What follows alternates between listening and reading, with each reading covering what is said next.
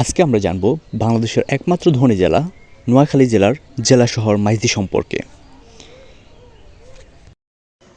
মাইজদি হলো দক্ষিণ পূর্ব বাংলাদেশের একটি শহর। এটি চট্টগ্রাম বিভাগের নোয়াখালী জেলায় অবস্থিত। মাইজদি নোয়াখালী জেলার প্রধান শহর এবং এর প্রশাসনিক কেন্দ্র।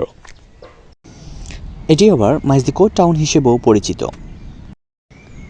মাইজদি 9টি ওয়ার্ড এবং 36টি মহল্লা নিয়ে গঠিত। এর বিস্তৃত এলাকা হচ্ছে 12.61 কিলোমিটার। 1948 সালে যখন উপজেলা সদর দপ্তর মেঘনা ঘরবে বিলীন হয়ে যায়, তখন তা 8 কিলোমিটার উত্তরে সরিয়ে 1950 সালে জেলার সদর দপ্তর অস্থায়ীভাবে মাইজদিতে স্থানান্তর করা হয়।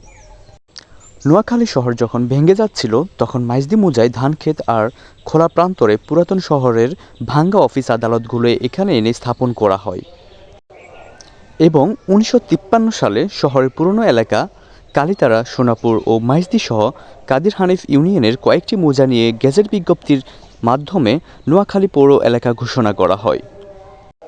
শহরের প্রাণকেন্দ্রে প্রায় 16 একর জায়গা জুড়ে কাটা হয় এক বিশাল দিঘি।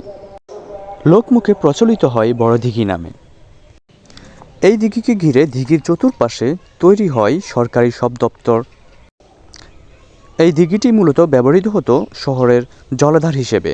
দিঘিতে পাম্প লাগিয়ে বিভিন্ন সরকারি অফিস, আদালত এবং আবাসিক এলাকায় পানি সরবরাহ করা হতো।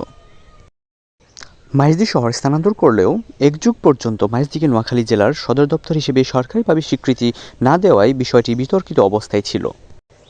1962 সালে মাইজদিকে নোয়াখালী জেলার স্থায়ী সদর দপ্তর হিসেবে সরকারিভাবে স্বীকৃতি দেওয়া হয়। মাইজদি শহরের নাম মেজদি বা মেজদিদি থেকে পরিবর্তিত হয়ে নোয়াখালীর আঞ্চলিক ভাষায় মাইজদি শব্দে পরিণত হয়েছে। জৈনক জমিদারের মেজকন্যার জনহিতকর কাজের জন্য জনগণ তাকে দিদি বলে ডাকত।